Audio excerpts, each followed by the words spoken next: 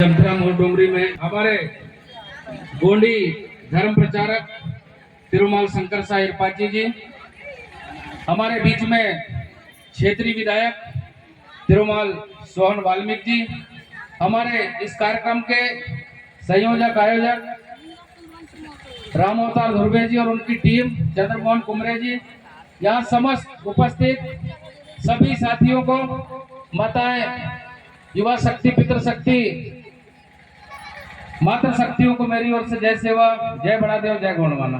साथियों, ये जो हमारा गोंडी धर्म का कार्यक्रम है, ऐसी बात नहीं है कि ये कोई नई चीज लेकर के आ रहा है। हमारे समाज ने जो व्यवस्था को, वर्षों पुरानी व्यवस्था जिसका कोई लिखित में इतिहास नहीं है, उस व्यवस्था को पुनर्स्थापित करने के लिए, क्योंकि आज हमारा समाज, आज भी हम समझते हैं दूसरे धर्मों में हमारे समाज के लोग आज भी परिवर्तन हो रहे हैं। धर्म की कमी, धर्म की शिक्षा की कमी और धर्म में एक जो व्यवस्था होना चाहिए, वो व्यवस्था की कमी के कारण आज ये समाज संगठित नहीं है। उस समाज को कैसे संगठित किया जाए, इस बात की कल्पना और परिकल्पना लेकर हमारे समाज के जो पूर्वज हुए, जो एक पीढ़ी पहले हमसे, दादा हीरा सिंह मरकाम, मोती रावण कंगाली जी, सुन्नेर सिंह ताराम जी, मनमोहन साहब बट्टी जी, हमारे सिवनी के धर्माचार्य पूरब सिंह कवरेती जी, उन लोगों के मार्गदर्शन में ये गोंडवाना का जो आंदोलन है, ये आंदोलन सिर्फ धर्म के नाम से ही नहीं है। कई तरह के आंदोलन इस समाज ने, ये गोंडवाना मिशन ने समाज को दिया। एक समय होता था दोस्तों, हमारे लोग मंच में आकर के खड़े होकर अपनी बात नहीं कह सकते थे। पूजा पाठ की तो दूर की बात है, मंच में आकर के अपनी बात नहीं कह सकते थे, अपने धर्म की बात नहीं कर सकते थे, अपनी भाषा, धर्म और संस्कृति को लेकर के। आज हमारे बीच में जो नौजवान लड़के लड़कियां हमारे बीच में गोंडी गीत के माध्यम से जो संगीत और उसका जो अनुभव और आनंद होता है, वो एक अलग तरह का होता है। ये धर्म जो है, धर्म दर्शन का विषय, प्रदर्शन का नहीं है। धर्म की एक अनुभूति होती है, धर्म दिखाने का नहीं है। आज दुनिया के अंदर देखिए आप, ईसाई धर्म, हिंदू धर्म, मुस्लिम धर्म, जैन धर्म, पता नहीं कितने सारे धर्म हुए, लेकिन आज भी भारत के संविधान में गोंडी धर्म को भारत के संविधान में मान्यता नहीं दी गई। जबकि मैं समझता हूँ पूरे देश के अंदर सबसे ज्यादा अगर कोई भाषा बोली जाती है तो वो गोंडी भाषा बोली जाती है, उसके अलावा दूसरी भाषा नहीं बोली जाती। आज मराठी बोलने वाले सिर्फ महाराष्ट्र में, गुजराती बोलने वाले गुजरात में हैं, तमिल बोलने वाले तमिलनाडु में हैं, मलयालम बोलने वाले केरल में हैं, पंजाबी बोलने वाले पंजाब में हैं, लेकिन गोंडी बोलने वाले आपको महाराष्ट्र में मिल जाएंगे, उड़ीसा में मिल जाएंगे, छत्तीसगढ़ में मिल जाएंगे, मध्य प्रदेश में मिल जाएंगे। पता नहीं कितने सारे राज्य हैं जहाँ गोंडी भाषा को बोली जाती है। इनका इतिहास गवाह है। आज भी छिंदवाड़ा जिले के अंदर देवगढ़ का किला है। आप भोपाल में जाइए, रायसेन में, भोपाल में ताल है। अभी रेलवे स्टेशन का नाम सरकार ने कमलापति रेलवे स्टेशन रखा। इतिहास हमारा है, बहुत समृद्धशाली इतिहास है हमारा।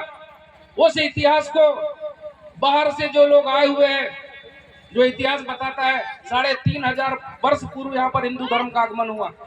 मुस्लिम लोग बाहर से आए, ईसाई लोग बाहर से आए, 7 समंदर पार से अंग्रेज लोग आए। उनकी भाषा को आज देश में मान्यता मिल गई।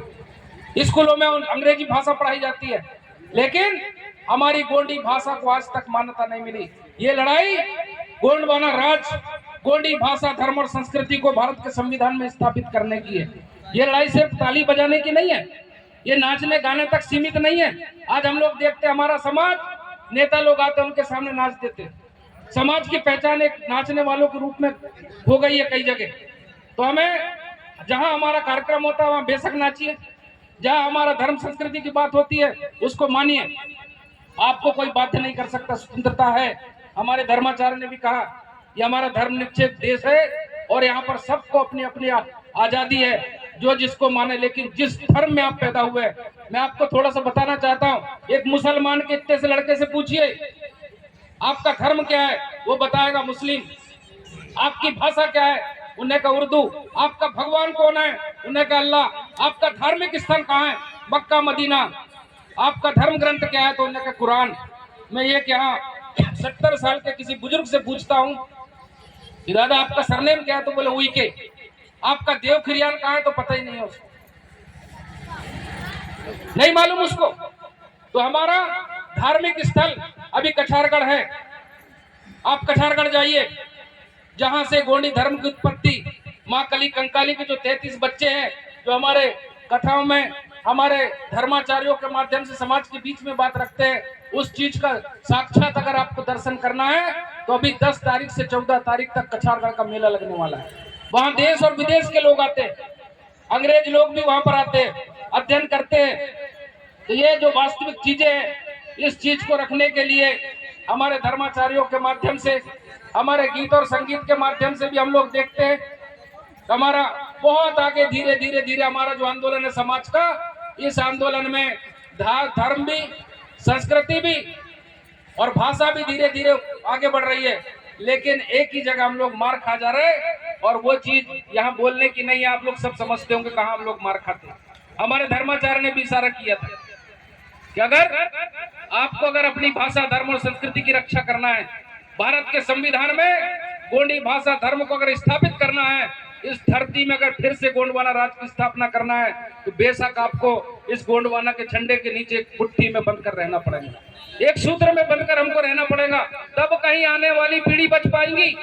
यहाँ विधायक जी बैठे, मैं ध्यान आकर्षण कराना चाहूंगा, मध्य प्रदेश भू राजस्व संहिता 1959 ये कहता है किसी आदिवासी की जमीन गैर आदिवासी नहीं खरीद सकता।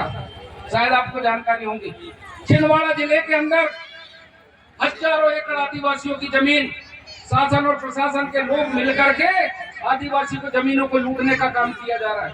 ये शहर के आजू बाजू की बात कर रहा हूं मैं। दूसरे तरफ जाइए आप, कन्हान परियोजना बन रहा, अभी कन्हान कॉम्प्लेक्स, 30-35 गांव यहाँ पर उठाया जा रहा है आदिवासियों के। चावल पानी में बांध बनाया जा रहा है तामिया विकास खंड में, 25-30 गांव वहां उठाया जा रहा है। आपके हर्रई में भी एक बांध बन रहा है शक्कर नदी में, उस बांध में भी आदिवासियों की जमीनों के माध्यम से आदिवासियों को उठाने का काम किया जा रहा है सरकार द्वारा। तो दोस्तों, ये तो ठीक है, भाषा, धर्म और संस्कृति को बचाएंगे, लेकिन जल, जंगल और जमीन को बचाने के लिए भी आपको बहुत जरूरी है, उसके लिए भी हमको लड़ाई लड़ना पड़ेगा। हमारे समाज के 3 विधायक है छिंदवाड़ा जिले में। मुझे बड़ी खुशी हुई, सौसर के विधायक, 3 आदिवासी विधायक और 1 SC का विधायक हमारे जिले में है, लेकिन इन्होंने मुद्दा नहीं उठाया। मुद्दा उठाया विजय चौरे ने, सौसर के विधायक ने विधानसभा में क्वेश्चन लगाया उसने कि आदिवासी की जमीन गैर आदिवासी कैसे खरीद रहा है, इस बात का उन्होंने प्रश्न किया। हमको उसको धन्यवाद देना चाहिए। लेकिन ऐसे लोग जो समाज के लिए, ऐसे मुद्दों के लिए बात नहीं रखते, मैं उनसे भी चाहूंगा, क्योंकि ऐसे आयोजनों में, धार्मिक आयोजन तो होते हैं, उसमें जनप्रतिनिधि भी हमारे बीच में आते हैं, सरकारी अधिकारी, कर्मचारी भी आते हैं, तो उनकी जिम्मेदारी है धर्म के साथ साथ, हमारी भाषा, धर्म, संस्कृति के साथ साथ जल, जंगल, जमीन की रक्षा करना भी हमारा दायित्व है। तो दोस्तों, ये बहुत बढ़िया कार्यक्रम हमारे आयोजक लोगों ने करवाया, मैं उन्हें पुनः धन्यवाद देता हूँ। और आप सभी से चाहूंगा कि आने वाले समय में छिंदवाड़ा में बहुत बड़ा ये आंदोलन होने वाला, हमारे हक और अधिकारों को लेकर के, जो हमारे साथ अन्य अत्याचार और शोषण होता है, उस बात के लिए भी हम और आपको उस आंदोलन में भी शामिल होना है। तो मैं ज्यादा समय ना लेते हुए फिर से आपको एक बार कहूंगा कि हाथ मुट्ठी बांधकर पड़ा पेन की सेवा करें। बड़ा पेन था, जय सेवा, जय बड़ा दो, जय गुण।